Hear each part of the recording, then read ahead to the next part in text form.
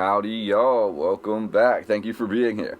The Susquehanna River, flowing through New York, Pennsylvania, and Maryland, was named after the Susquehannock Indigenous People. The Susquehannock became the predominant indigenous group in those lands following the Little Ice Age, which began abruptly around the year 1300, with an advance of cooling temperatures continuing through the year 1850. What does that say about our timeline? By the year 1500, we're told the Susquehannock had conquered most of the Susquehanna River and its watersheds and had created a massive, palisaded fortification which was their capital, located on the Susquehanna River on the outskirts of what is today Lancaster County. Around the year 1600, the Susquehannock were forced to migrate to the Potomac River near modern Washington, D.C., where they set up additional settlements which were later inhabited by the European settlers. The first documented European contact occurred in 1608 when the Susquehannock were described as 7-foot-tall, auburn-haired warriors by Englishman John Smith. However, Smith also noted the Susquehannock had a seemingly very advanced civilization, and the Susquehannock were already in possession of brass weaponry in 1608, which Smith concluded must have been French in origin. By 1652, the Susquehannock had signed the Articles of Peace and Friendship, relinquishing the part of their kingdom in the Chesapeake Bay to allow the British to establish the Maryland colony, composed mostly of inherited Susquehannock settlements. The last of the Susquehannock were wiped out in Lancaster, their former capital, in an area established for them known as Conestoga Town.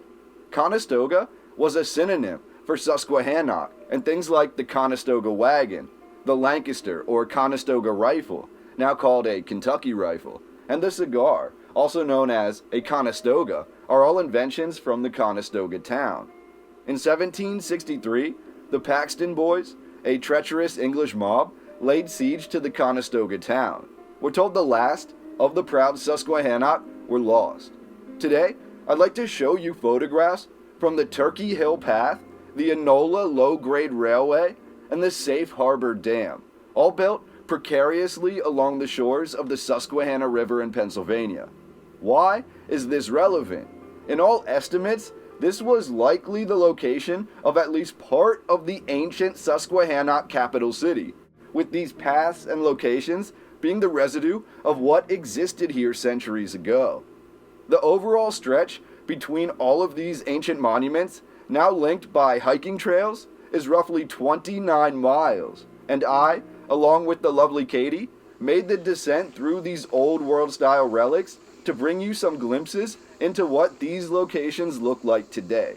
Astoundingly, I was even able to locate some pre-1900 and early 1900s photographs of these sites for you, so we will be including those in this video as well.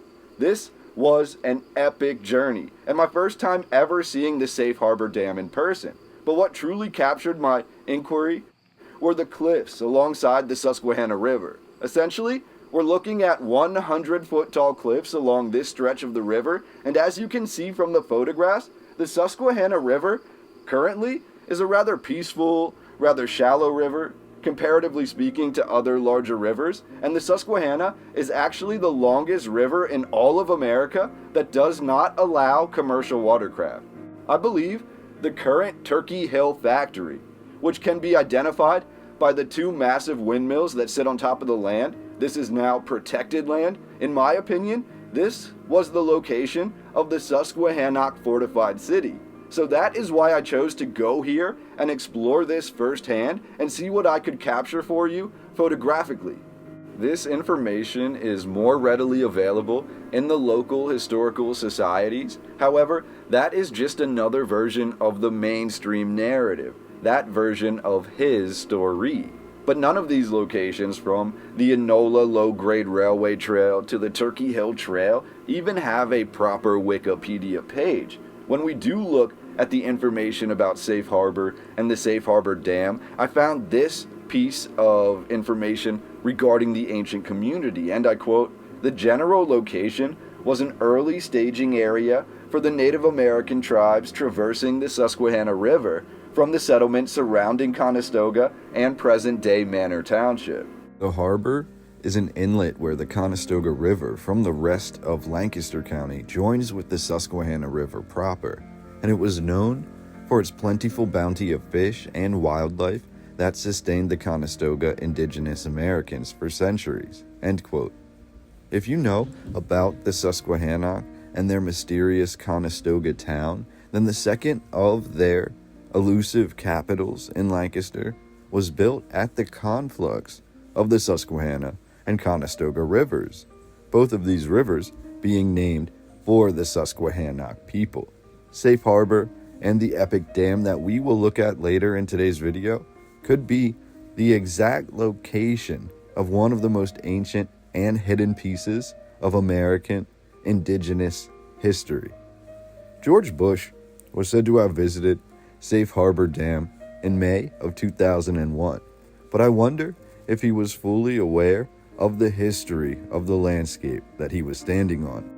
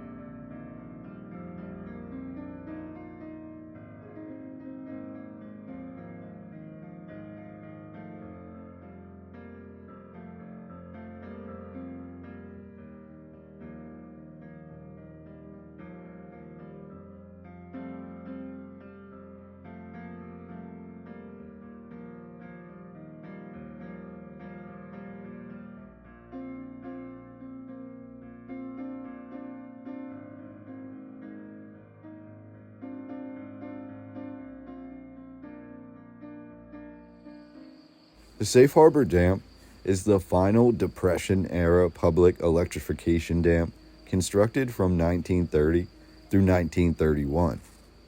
The Enola low-grade railway was initially the Atglen and Susquehanna low-grade railway, which was specifically designed with minimal grades and curves, hence the name, and was said to have been founded in 1906. This line flourished through the 1970s. However, a steep decline followed, and the last train ran on the track in 1998. All of this was strategically founded on top of what was most likely the most important location for the Susquehannock Indigenous People, for which the entire river takes its name.